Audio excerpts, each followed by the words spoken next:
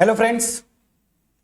सो chapter wise PYQs 2024 ये जो sequence है जिसमें हम मिले हैं जिसके लिए अब इसमें चैप्टर आपका जो नेक्स्ट चैप्टर है वो मैंने सेलेक्ट किया इनवर्स ट्रिग्नोमेट्रिक फंक्शंस। इसमें थोड़ा सा स्टूडेंट्स को कन्फ्यूजन रहता है। मैंने डिटेल में थ्योरी पोर्शन डिस्कस किया था। मैंने आपको तब भी वहीं पे बोला था ग्राफ समझिए, प्रिंसिपल ब्रांच पे फोकस करिए। इनवर्स ट्रिग्नोमेट्रिक फंक्शन बिल्कुल जैसे आपने ट्रिग्नोमेट्री किया, ट्रिग्नोमेट्रिक फंक्शंस उसी तरीके से बड़ा आसान है। उस पे एक क्वेश्चन आया और इस क्वेश्चन को देख के आप भी बोलेंगे कि सर इतना इजी क्वेश्चन हो सकता है क्या? हाँ, बशर्ते इसका जो प्रिंसिपल ब्रांच है ना, जो मैं आपको बोला था, अगर वो पता हो।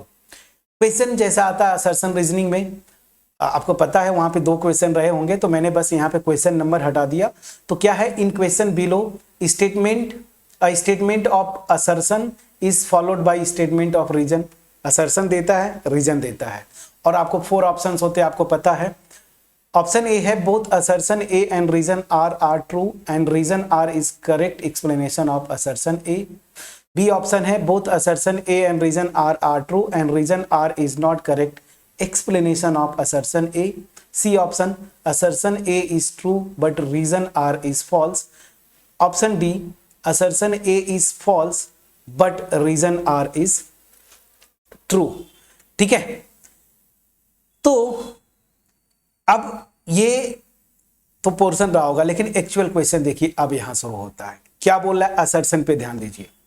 Domain of y equal to cos inverse x is -1 से 1 एंड रीजन आर, ये रीजन दे रहा है, the range of principal value branch of y equal to cos inverse x is closed interval 0 से pi minus pi by 2। Video को pause करेंगे, क्योंकि मैं पिछली बार ही बोल चुका था कि आप इसको अच्छे से करिएगा। ग्राफ्स वगैरह जो भी चीजें हम लोग थ्योरी डिस्कस किए थे देख के आइएगा। वीडियो को पॉज करेंगे और सोल्यूशन आप अपना करेंगे, कौन सा ऑप्शन सही है वो मैच करेंगे, फिर मेरे सोल्यूशन से आप अपना सोल्यूशन मैच करिएगा। वीडियो को पॉज करें प्लीज। चलिए ठीक है, आपने ट्राई किया होगा और होपफुली बहुत इजी क्वेश्चन है, आप कर लिए होंगे। सीधी सी बात है friends, cos inverse x principal branch मैंने डिटेल में बताया था कब 1 1 और 2 होता है, याद करिए। तो इसका पहली चीज कि cos जो लेते थे ऐसे लिंक करें ना, अगर इनवर्स में बोलते हैं तो cos x ले लीजिए, cos x या cos थीटा।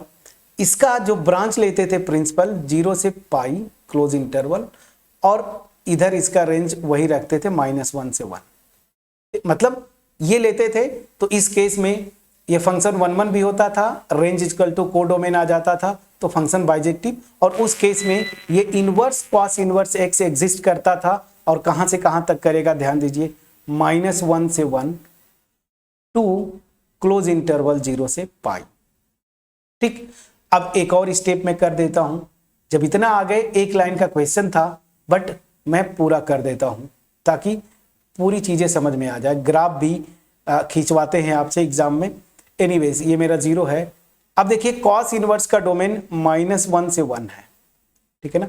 इसका ग्राफ अगर आप याद करें तो कुछ ऐसा नहीं था, यहां से ऐसे आ रहा था। एक मिनट, ये वाला लेता हूं थोड़ा पतला।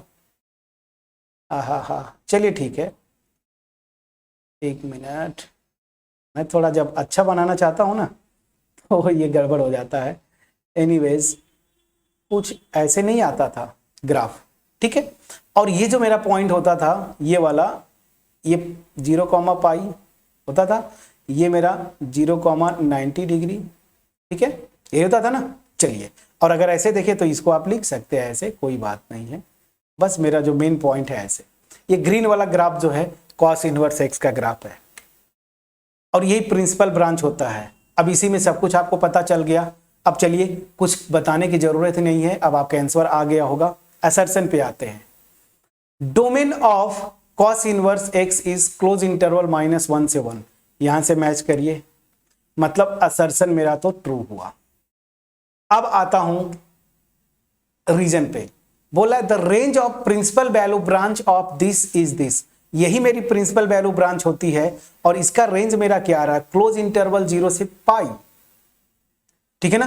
ये पाई बाई 2 यहां से क्यों हटा दिया, अगर थोड़ा सा दिमाग लगाते पाई बाई 2 पे तो 0 होता, देखिए ये है ना,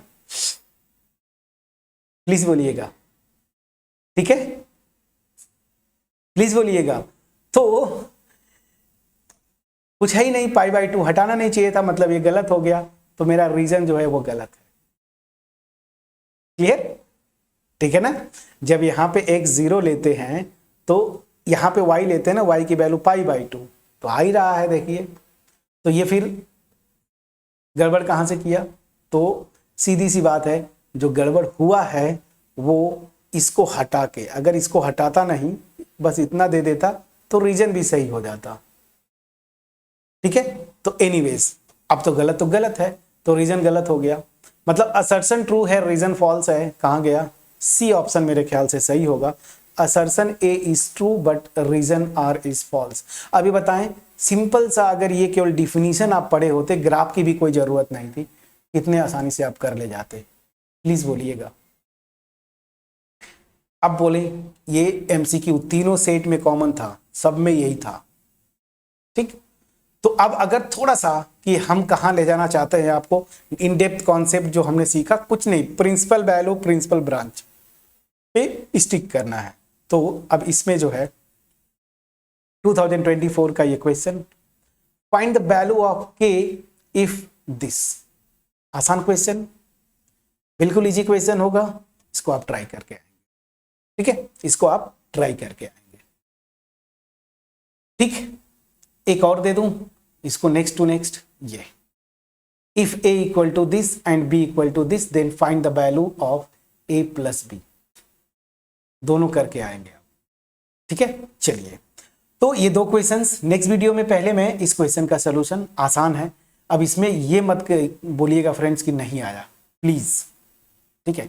चलिए मिलते हैं नेक्स्ट वीडियो में, कमेंट सेक्शन में जरूर कमेंट ड्रॉप करिएगा इसका आंसर क्या आया, फिलहाल अभी इसका आपका, प्लीज कमेंट सेक्शन में कमेंट ड्रॉप करिएगा, फ्रेंड्स के साथ जरूर मैसेज शेयर करें कि हम स्टार्ट कर चुके हैं, अभी PYQs कर रहे हैं 24 का चैप्टर वाइज, ठीक है। अपने फ्रेंड्स के साथ शेयर करें, थोड़ा अच्छा लगेगा, कमेंट सेक्शन में जरूर कमेंट करें, और मोर ओवर चैनल पे अगर नए हैं सब्सक्राइब जरूर कर लीजिएगा।